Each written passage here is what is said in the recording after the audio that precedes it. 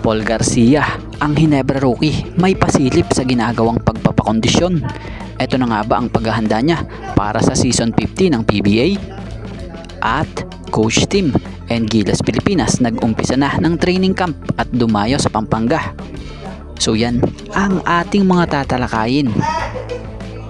So sobrang desidido talaga itong si Coach Tim Cone na patibayin pa ang kanilang team dahil sa ginagawa nga po nilang pagpapakondisyon at training dito sa kanilang ginawang training camp bilang paghahanda na rin sa upcoming 2025 FIBA Asia Cup. So credit po sa Samahang Basketball ng Pilipinas.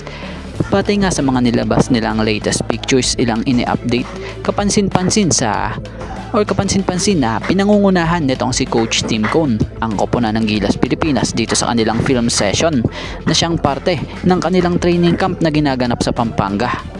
So ito pala'y maikling training camp nila sa ay bilang pagpeprepara for the FIBA Asia Cup.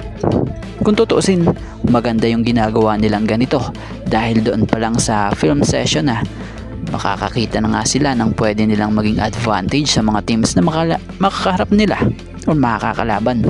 Pero bago yun, haharap muna ang Gilas Pilipinas. Para sa mga hindi nakakaalam, dalawa nga pong tune-up game ang nakaabang sa kanila. Una dito ay ang kontra dito sa team ng Macau Black Bears bago nga sila lumipad patungong abroad. At ang pangalawa ay ang national team ng Jordan pagdating nila sa Jeddah ilang araw bago mag-umpisa ang 2025 FIBA Asia Cup, dahil sa etong ay bilang pagpapamomentum na rin nila sa kakaharapin nilang mga laban sa FIBA Asia Cup. So ang Gilas nga ay part ng Group D na kung saan makakalaban nila rito ang mga bigatin din agad na national team gaya na lamang ng New Zealand, Chinese Taipei at itong Iraq. At dito tayo sa patungkol kay Barangay Ginebra rookie Paul Garcia.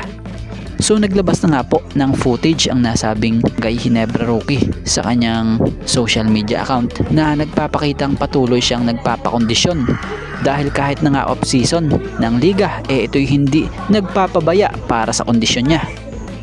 Si Paul Garcia, ang PBA 49 season draft pick ng Ginebra bilang 10th pick sa 3rd round noon, minsan nang nagpakita ng husay sa ginawang pagdayo sa ibang bansa ng Ginebra para sa kanilang tune-up game or friendly game kontra nga po sa New Taipei Kings. Bagamat nabigyan ng 2-year deal contract ang nasabing Ginebra rookie player, kaya lang maaga rin itong nalagay sa reserve list ng team.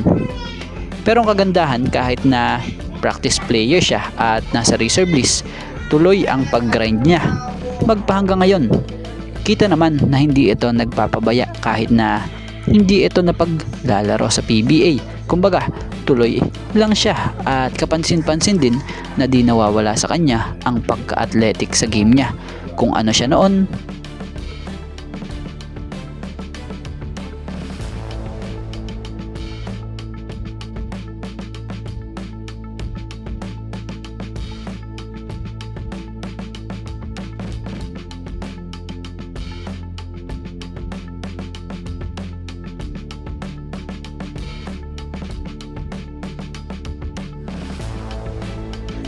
ganon pa rin siya ngayon. So tingnan natin kung mabigyan na ito ng tsansa sa Season 50 ng PBA, kung may activate na ba ito ng Barangay Ginebra.